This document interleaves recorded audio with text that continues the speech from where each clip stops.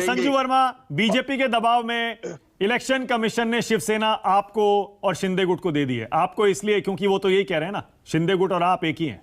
संजू वर्मा, ठीक है मानव जी, आपकी डिबेट में आऊं और शायरी ना हो, क्योंकि मोहम्मद अमीन साहब ने भी एक बढ़िया शायरी की। जिंदगी के इम्तिहान इतने पक्के होते हैं, जिंदगी के इम्तिहान इतने पक्के होते हैं कि इंसान को पक्का बनाकर ही दम लेते हैं।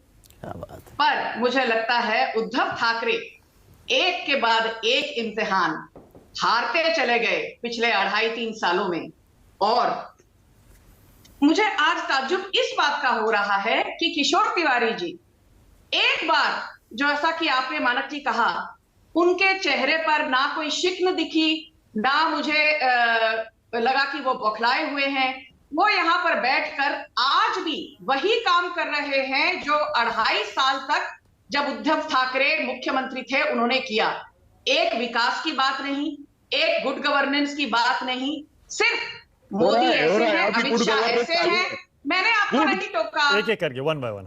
हाँ बोलिए। मोदी ऐसे हैं, अमित शाह ऐसे हैं, प्रधानमंत्री ऐसे हैं, पंत प्रधान वैसे हैं, देवेंद्र फडणवीस ऐसे हैं, एकनाथ शिंदे वैसे हैं। अरे अभी तो सुधर जाइए। 57 साल पुरानी पार्टी जिसका गठन 1966 में हुआ था और इसको शिवसेना का नाम दिया था बाला साहब ठाकरे के पिताजी केशव ठाकरे ने। ये नाम केशव ठाकरे बाला साहब ठाकरे के पिताजी का दिया हुआ है। और आपने तो अपनी पूरी धरोहर उद्धव ठाकरे जी, उसकी धज्जियां उड़ा दी। आपके हाथ से पार्टी निकल गई, आपके हाथ से पार्टी का चिन्ह निकल गया, आपके नाक के नीचे से आपके 40 एमएलए चले गए और आप 2.5 साल में तो मंत्रालय एक बार भी नहीं गए। पूरा महाराष्ट्र ये जानता है, मैं तो मुंबई में रहने वाली हूं, पूरा महाराष्ट्र ये जानता है कि कोरोना महामारी के दौरान जो एक आपातकाल का समय था, हर बीजेपी का कार्यकर्ता रोड पर उतरकर आम नागरिक की सेवा में जुटा हुआ था।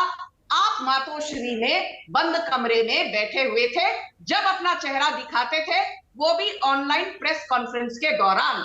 और आज आपकी ये हिमाकत है कि आप इलेक्शन कमीशन पर सवाल खड़ा कर रहे हैं, आप मोदी सरकार पर सवाल खड़ा कर रहे हैं। बड़ी जल्दी अभी एक अहम मुद्दे पर मैं आपका ध्यान आकर्षित करना चाहती हूं मानक जी। तुम्हारे 1985 मार्च 18 को एंटी डिफेक्शन लॉ बना और एंटी डिफेक्शन लॉ के तहत यदि एकनाथ शिंदे 37 एमएलए को अपनी ओर खींच लेते तो एंटी डिफेक्शन लॉ उन पर लागू नहीं होता। और मजे की बात यह है कि उद्धव ठाकरे के 55 विधायकों में से 37 नहीं 40 विधायक उद्धव ठाकरे को छोड़कर एकनाथ शिंदे के खेमे में आ गए। तो पहली बात, 1985 का anti defection law Eknath Shinde के गुट पर लागू नहीं होता।